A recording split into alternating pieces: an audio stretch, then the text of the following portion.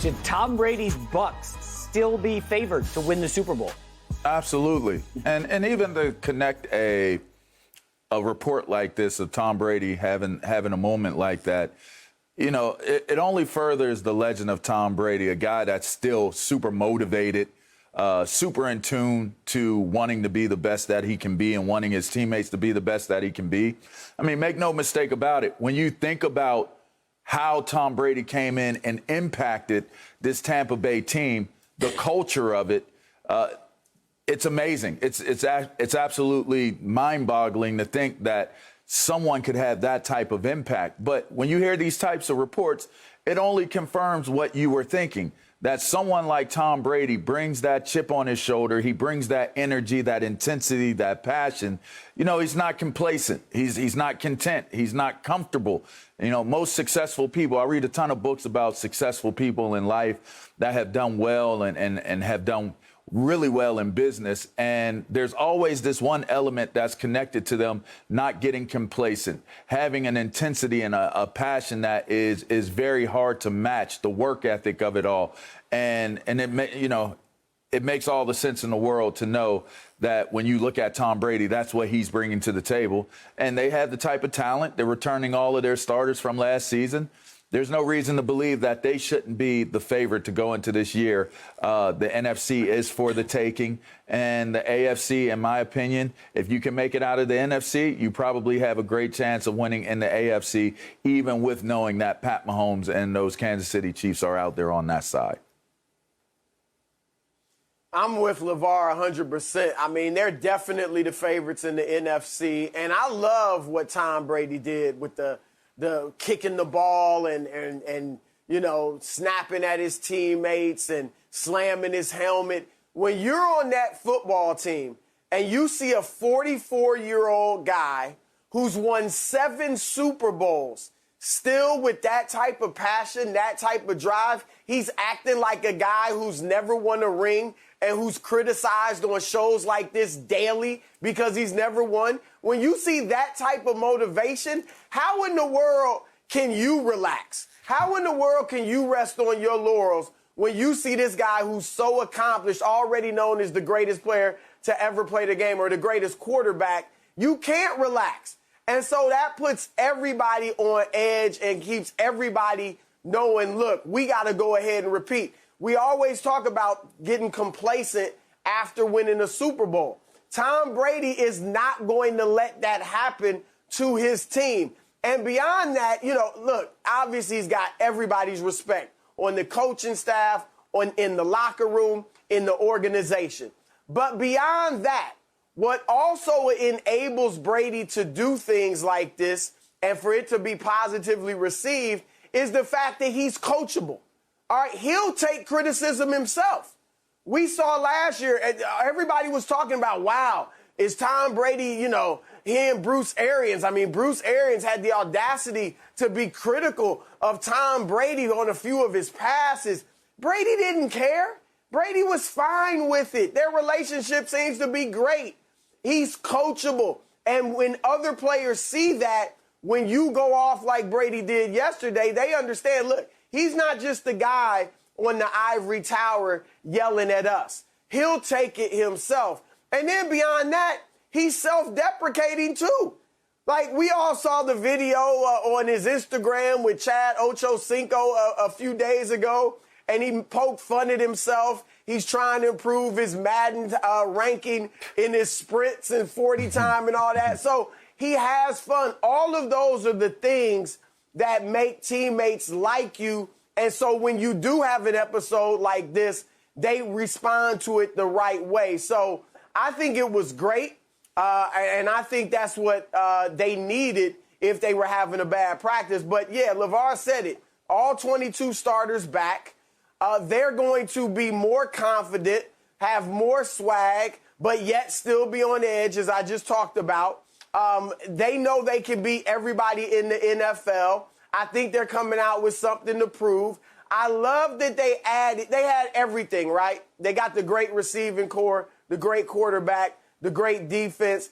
I love that they added Gio Bernard in the backfield because the one thing they lacked was a pass catcher out of the backfield. Yeah. Ronald Jones and Leonard Fournette were great running the football, but they didn't have that receiver out of the backfield for Brady like James White in New England. So that's just one more weapon he's going to have. Look, they averaged 33 points a game over their last 8 wins, including the playoffs. I'm sorry, 33, almost 34 points a game.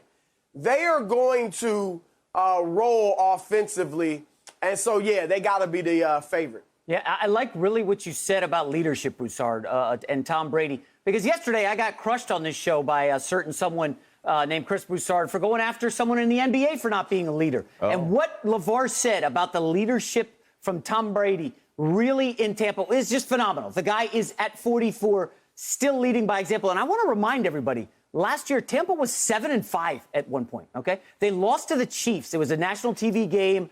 And if you guys remember closely, the announcer Tony Romo came out and said, you know, they're not doing enough play action. They're not doing enough pre-snap motion. That came from Tom Brady. It's pretty clear Tom Brady was unhappy. There was a tug of war, as Chris said, between Arians and Brady over how to run the offense. And they were struggling. They were 7-5. Remember, these are the guys who lost to the Bears. They lost to the Chiefs. They had some bad losses. And Brady took it upon himself, not to make an issue through the media, but to go through Romo after that loss to the Chiefs, because of what Brady said to Romo. Romo announced it to everybody. They didn't lose a game. They ran the table, smoked everyone. Their play action numbers went significantly up. They were unstoppable on offense. I personally think there is an undefeated play for Tampa Bay in the regular season this year. Whoa. The division, LaVar, listen, you've seen that division, okay? Who's beating them in that division? And don't tell me the Saints and Jameis Winston. I know they beat them twice last year in the regular season, but after the Bucs got them in the postseason and Drew Brees retired, that division's a wrap. They are going to roll in the division, and the schedule is not that difficult. As Chris said, they added Gio Bernard. The entire defense returns. Listen, when you can draft a right tackle last year, Tristan Wirfs, he plays every snap for drop-back passes and allows 1 sack, you're doing something right. Tampa Bay is really a dominant team, and if you remember closely, Brady tried to go undefeated with Bill Belichick in New England. It got derailed in the Super Bowl. Can you imagine what happens if Brady is able to pull that off in Tampa? I think it's certainly in play. The gamblers agree with me. They are the favorites to come out of the NFC. LaVar, you know the second favorite team to come out of the NFC? Who? The LA Rams, who have a new quarterback, right? A new defensive coordinator. Number 3 is Green Bay with dysfunction all over the place. Yeah. Continuity in Tampa. LaVar, Tampa's got to be the team.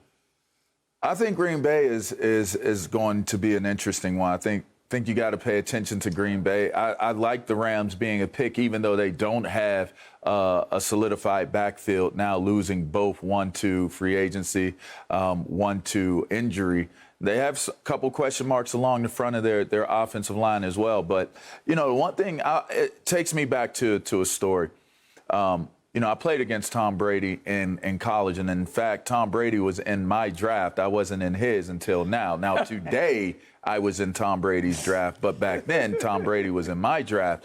One thing I can recall about Tom Brady was when I saw him as a player, it was always an even keel person. It was always somebody who had confidence in what their ability was and their ability to lead. I saw that in college. I didn't see it to the level that I saw it in the pros. But once I was around him in the pros, it was a different dude. His maturity level and his understanding of how this game works and what it takes to be a champion, it morphed and it evolved into something much more than any other athlete that I've been around and I've experienced spending time with. It's not a surprise. It's not an accident. It's not a mistake when somebody has success over and over and over and over again.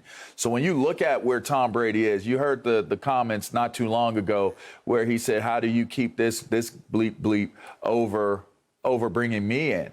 And it made a big stir, and everybody wanted to know who it was. It doesn't matter who it was. It doesn't matter. You know what matters is that after all this time, after all of the accomplishments, Tom Brady still is wired in a way where he figures out how to hit himself right where it hurts. He's the only one that can do it. No one else can do it. So all those years ago, when a LaVar Arrington goes number 2 in the draft and Tom Brady's like, how does he go number 2 in the draft? I'm still here. We get to another round. This guy goes, how's he come off the board? You're going to take that bleep over me? Okay. All these years later, after being that guy in the NFL draft, he is still finding a way to have a problem with what somebody has done to him. To me, I love his mentality. If you're a player, you love that mentality. In fact, it's infectious. I'm going to pick up on that mentality. That's the thing about it. Tom Brady can be Tom Brady by himself, and that's going to be a really, really good thing. But when you're Tom Brady and that becomes infectious to other guys, and now they have a chip on their shoulder like, wait, somebody overlooked me the same way. Wait, I could have did more here. I thought that if I did this, but it was really if I did that. It's the clarity that Tom Brady provides to guys that he's around that is why he has the impact on people that he does.